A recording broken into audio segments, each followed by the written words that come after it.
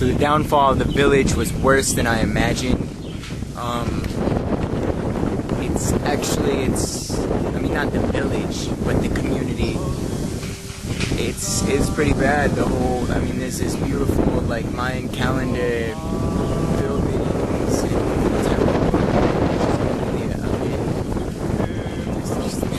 there's nobody there, nothing going on. And I knew that they were going to have some bad luck because one of the members of their tribe,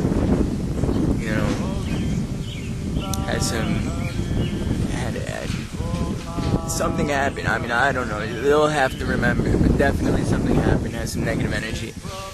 And the last time I was here, assisted in problems that were happening, and assisted not in helping solve the problems, but in making the problems worse. And wow, I didn't expect nobody to be here. That was pretty crazy. It was pretty happening and building energy when I was here last time. So I gotta deliver the message. These people gotta wake up if they want to be a part of anything.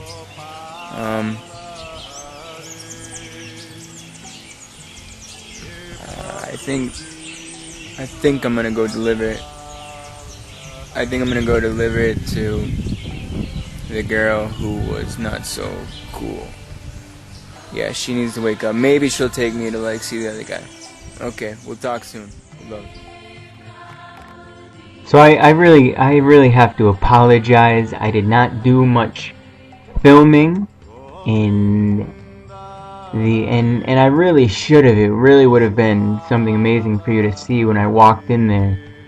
And just where there used to be Mayan artifacts, there used to be crystals, there used to be, tons of people, there was nothing. But anyway, I kind of explained that to you in the message when I got out. So then I went looking for some of the people who weren't actually living in the Hunapku community, but were living in the village, and I believe to be part of the same Mayan tribe. So I went looking for, and this was really crazy. I mean, it was actually quite hilarious to me, but I went looking for this guy Jawan, and the only way I could find him was through this guy Martin. Apparently this guy Martin had moved to another house in the village, and somebody told me he lived in this house. They pointed me there. So I go to the house, and opens the door is his sister. And so clearly, I mean, I had an important message. This is, something normally I should be offered something. So I maybe I shouldn't be, but I don't know. I felt that instead of just come right out and say it, I asked if, she had any food. She said no. And I said, oh, okay. I mean, actually, I was really, really hungry. I mean, I was planning on eating lunch at the Mayan community while I explained to them my dream and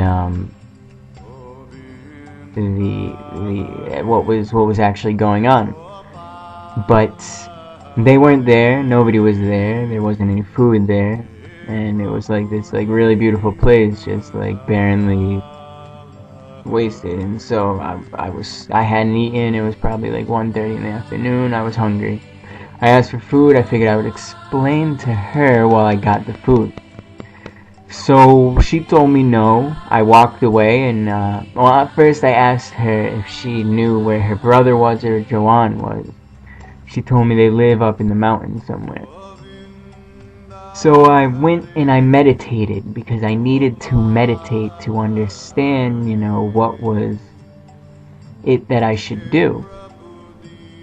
And I meditated, and the answer came quite clear to me, as this was the woman or the girl who had actually propelled the rumors around the town most significantly.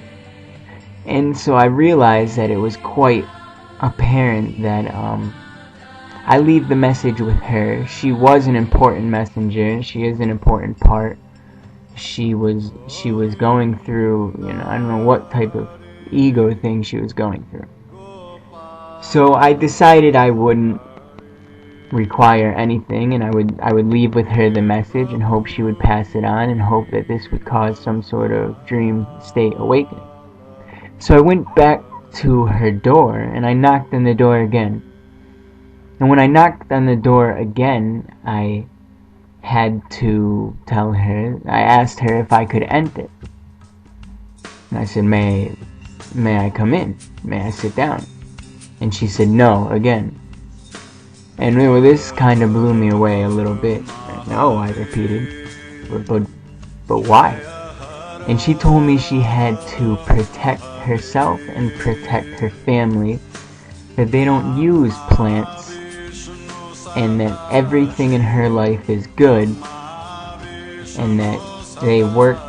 And I said, well, if it's so good, what happened with the community? Why is nothing there? And she said the owner chose for it to be this way. But we have, what we do with the tourists who come. And so I felt really strongly that these ego battles were creating destruction and were keeping them from realizing. So I just said quite frankly, well, I have a message for you. And I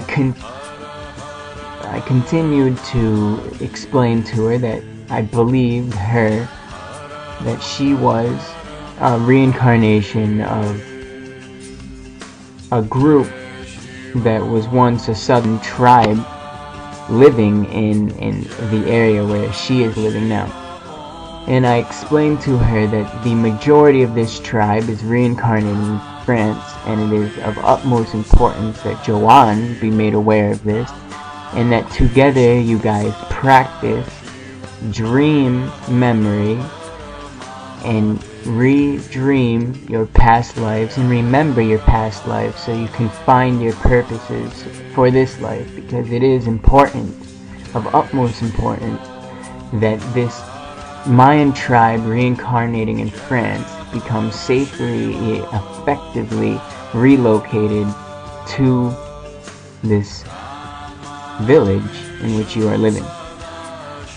And she never let me in, but in the end I believe she took it pretty well. And I felt good about it. I kind of left it in their hands. I walked away with a strong feeling she was actually a messenger. Better she bring the message to Joanne than me.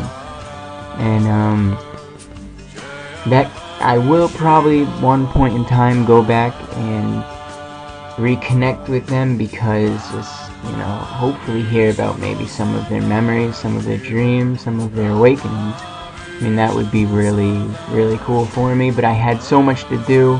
I was trying to finish a 300 hectare to 700 acre land deal. I had to contact another guy about another almost 800 acres of land in Chilcos, which was like 8 hours away. So I was full, and I didn't really have time to worry about if they were worrying about their own awakening. So I delivered the message and I went on my way.